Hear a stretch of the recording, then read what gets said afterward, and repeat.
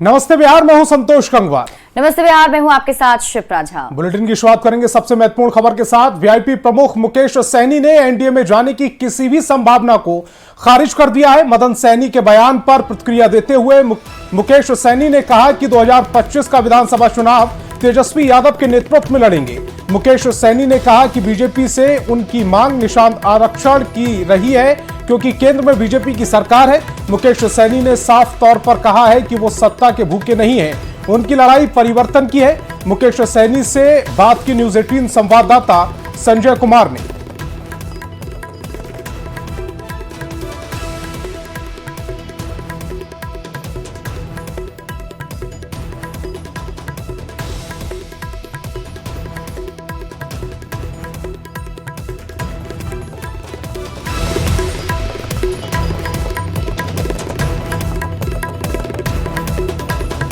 दिन भर सियासत जो है वो देखने को मिली, खासकर एनडीए नेताओं के, मंत्रियों के बयान सामने आने लगे।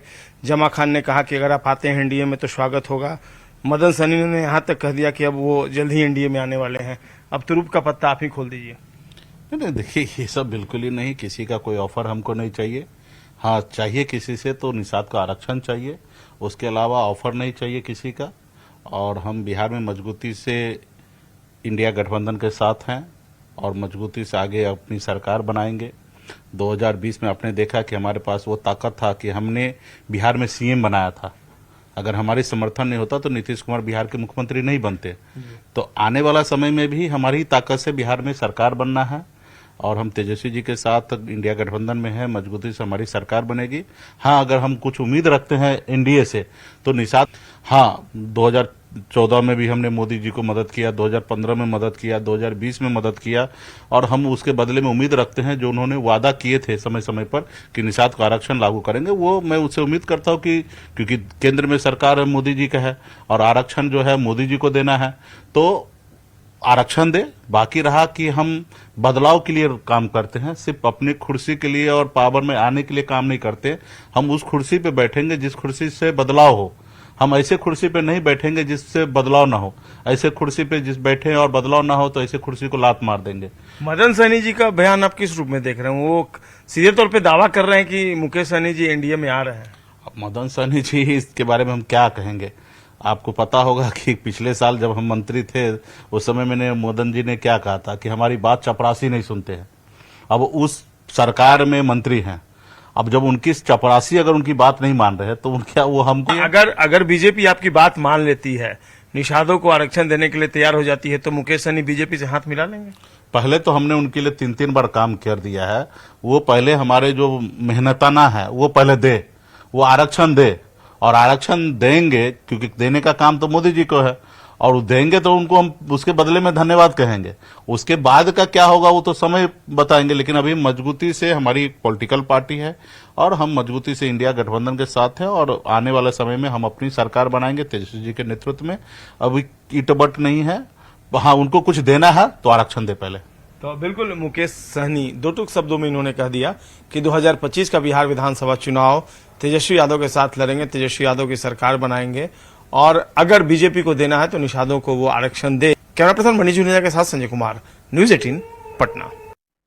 आपको बता दें कि इससे पहले समाज कल्याण मंत्री मदन सहनी ने एक बड़ा दावा कर दिया था। मदन सहनी ने दावा किया कि मुकेश सहनी एनडीए के साथ आ जाएंगे।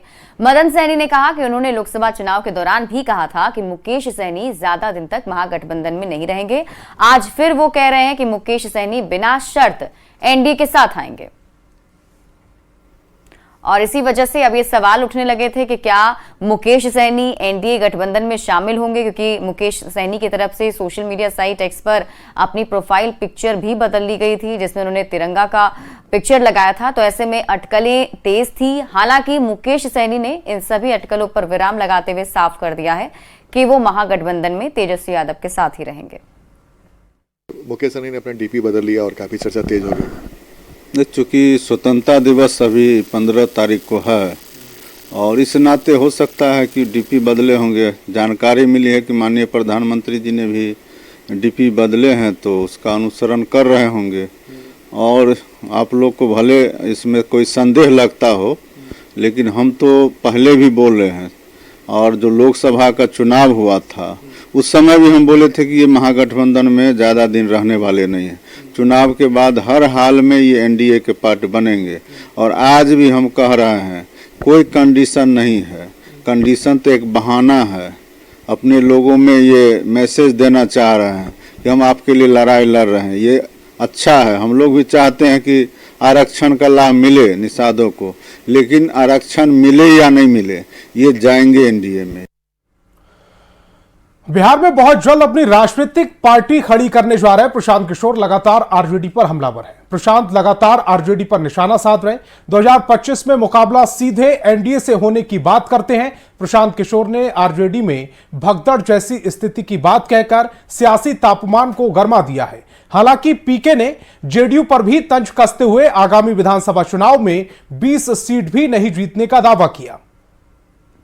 में भरोसा है तो जनसुराज मत जाओ, मतलब पहले ही मान लिया कि तेजस्वी के नाम पर तो कोई टिकने वाला नहीं, तो भगदड़ वहां मची है। आरजेडी में भगदड़ मचने की बात कहते जनसुराज अभियान के संयोजक प्रशांत किशोर इन दिनों बिहार की सियासत में बेहद सक्रिय दिख रहे हैं। पैदल यात्रा के बाद अब प्रशांत बहुत जल्द अपनी पार्टी खड़ी करने जा रहे हैं। इससे पहले वो लोगों तक पहुंचकर आरजेडी और मौजूदा सरकार दोनों पर हमले भी कर रहे हैं। 2 दिवसीय यात्रा पर जमुई पहुंचे प्रशांत किशोर ने आरजेडी पर जोरदार पलटवार किया। दावा कर दिया कि आरजेडी में भगदड़ की स्थिति है। पार्टी की ओर से पत्र जारी किया गया है कि पार्टी के नेता और कार्यकर्ता जनसुराज ज्वाइन न करें। आरजेडी के वो लोग हैं जो ये कहते थे कौन है प्रशांत किशोर, अरे तो बिजनेसमैन है, ये कितना दिन टिकेंगे। अब उसी दल में बैठक हो रही है, पत्र निकाला जा रहा है, भैया छोड़कर दल मत भागो। पत्र हमने नहीं निकाला है, पत्र जनसुराज ने नहीं निकाला कि भैया हमारा जनसुराज छोड़कर आरजेडी में मत जाओ। आरजेडी के नेताओं ने पत्र निकाला है, उनके नेतृत्व ने, कि मेरे भाई आप लोग कृपा करके अपना दल छोड़कर, लालू जी के इतिहास की चर्चा की गई, लालू जी में अगर भरोसा है, लालू जी के सिद्धांत में भरोसा है तो जनसुराज मत जाओ, मतलब पहले ही मान लिया कि तेजस्वी के नाम पर तो कोई टिकने वाला नहीं, तो भगदड़ वहां मची है। प्रशांत किशोर मुख्यमंत्री और जेडीयू पर भी जमकर बरसे। दावा कर डाला कि अगले साल 2025 के विधानसभा चुनाव में जेडीयू को 20 सीट भी नहीं मिलने वाली। और बिहार में सामाजिक राजनीतिक सोच रखने वाले हर व्यक्ति को पता है कि 2015 में अगर इसी प्रशांत किशोर ने कंधा नहीं लगाया होता तो ना नेता रहते, ना दल रहता, ना विचारधारा रहती। 2015 में अगर जदयू को हमने मदद नहीं की होती तो आज ये कहां लोग रहते इनको अंदाजा नहीं रहता। भाजपा ने रौंद कर खत्म कर दिया होता। इन लोगों ने कृतज्ञता की है, इसी का परिणाम है कि 42 पर आ गए हैं। और मैंने ये लिख कर दिया है और आपको भी बता रहे हैं, अगली बार अकेले लड़े, भाजपा के साथ लड़े कि महागठबंधन में लड़े, जदयू को 20 सीट नहीं आएगा। आखिर प्रशांत किशोर आरजेडी पर हमलावर क्यों हैं, तो ये भी जान लीजिए। प्रशांत किशोर बिहार की बदहाली के लिए आरजेडी को ही जिम्मेदार मानते हैं। मंच से लगातार जंगल राज की बात कहकर लालू प्रसाद पर निशाना साधते हैं। अब भगदड़ की बात कर आरजेडी के वोट बैंक पर निशाना साध रहे हैं। अपनी पार्टी बनाने से पहले पब्लिक को संदेश कि हम दूसरों से अलग हैं। प्रशांत किशोर के लगातार आरजेडी पर हमले के बीच अब सियासी बयानबाजी तेज हो गई है। आरोप प्रत्यारोप के बीच प्रशांत किशोर खुद की पार्टी बनाने से पहले संदेश देने की पूरी कोशिश कर रहे हैं कि वे दूसरे दलों से कुछ अलग करने वाले हैं। न्यूज़ 18 के लिए जमुई से केसी कुंदन के साथ ब्यूरो रिपोर्ट। अब प्रशांत किशोर के बयान पर जमकर राजनीति शुरू हो गई है। एक दूसरे पर आरोप प्रत्यारोप लगाया जा रहा है। क्या कुछ कहा जा रहा है आपको दिखाते हैं। देखिए, प्रशांत किशोर जी राजनीतिक व्यापारी हैं और उन्होंने अभी तक राजनीति में व्यापार किया है। अब उन्हें ये भ्रम हो गया है कि हम राजनीति में सफल होंगे। और आपको बता दें कि किसी भी प्रदेश का मुख्यमंत्री उस प्रदेश की जनता चुनती है, ना कि कोई व्यक्ति बनाता है। इसलिए बेहतर होगा कि प्रशांत किशोर जी इस भ्रम से दूर हो जाए। प्रशांत किशोर जी जनसुराज के माध्यम से जनता का मन टटोल रहे हैं। यह बिहार है, लोकतंत्र की जननी है, यहाँ की जनता राजनीतिक रूप से प्रबुद्ध है, यह अपना हित अहित पहचानती है। नीतीश कुमार जी विकास पुरुष हैं और यही कारण है कि वह लगातार जनता का आशीर्वाद प्राप्त करते हैं। प्रशांत किशोर जी जनता का मूड भांपने निकले। वह एक राजनीतिक प्रबंधक हैं, नेता बनना उनके लिए कठिन चुनौती है। आत्ममुग्धता के शिकार हैं प्रशांत किशोर जी, और प्रशांत किशोर जी जिस अहंकार में बोल रहे हैं, अभी तो उनकी पार्टी बनी नहीं है, पार्टी बनने में महीनों दिन अभी बाकी है, और जिस प्रकार से वो बोल रहे हैं इसी प्रकार की भाषा गत लोकसभा चुनाव के दरमियान आदरणीय नीतीश कुमार जी के संदर्भ में और जेडीयू के संदर्भ में किया करते थे कि 5 सीट से ज़्यादा नहीं आएगा। में आकलन करने की आवश्यकता है। उनको जो लदुआ भीड़ के सहारे वो समझ रहे हैं कि हम बड़े लीडर हो गए हैं या लोगों का कहीं ना कहीं हमको समर्थन मिल रहा है, दरअसल वो मुगालते में है। सबसे बड़ी बात यह है कि राष्ट्रीय जनता दल के प्रति जो लोगों का समर्थन और विश्वास है वो लालू जी और तेजस्वी जी के जो विचार और कार्य हैं उसके प्रति है। तो बांग्लादेश में हिंदुओं पर हो रहे अत्याचार को लेकर सम्राट चौधरी ने बड़ा बयान दिया। सम्राट चौधरी ने कहा कि बांग्लादेश में सनातनियों पर अत्याचार किया जा रहा, बांग्लादेश की वर्तमान सरकार को इसे देखना चाहिए और तत्काल इस पर रोक लगानी चाहिए। सम्राट चौधरी ने कहा प्रधानमंत्री मोदी भी इसको लेकर चिंतित है। नहीं, अत्यंत ही दुर्भाग्यपूर्ण है जिस तरह की घटना लगातार सनातन धर्म के लोगों के खिलाफ बांग्लादेश में हो रहा है, ये चिंता का विषय है। लगातार प्रधानमंत्री जी भी इसको चिंतित हैं और इसको चिंता करनी चाहिए। जो नई बांग्लादेश की सरकार है उसको चिंतित होनी चाहिए कि वहाँ के जो अल्पसंख्यक हैं वो कैसे सुरक्षित रहेंगे, क्योंकि इतिहास बहुत खराब रहा है पाकिस्तान, अफगानिस्तान, बांग्लादेश का। जो हमारे वहाँ अल्पसंख्यक लोग रह गए वो दिन प्रतिदिन घटते जा रहे हैं, ये दुर्भाग्यपूर्ण। बिहार बीजेपी अध्यक्ष दिलीप जायसवाल ने बांग्लादेश में हिंदुओं पर हो रहे हमले को लेकर बड़ा बयान दिया है। दिलीप जायसवाल ने कहा कि बांग्लादेश में हिंदुओं पर हमले हो रहे हैं और इंडी अलायंस के नेता चुप बैठे हैं। कोलकाता में डॉक्टर से रेप के बाद उसकी हत्या कर दी जाती है, लेकिन इंडी अलायंस के नेता मुंह नहीं खोल रहे। जनता विपक्ष के दोहरे चरित्र को पहचान गई है।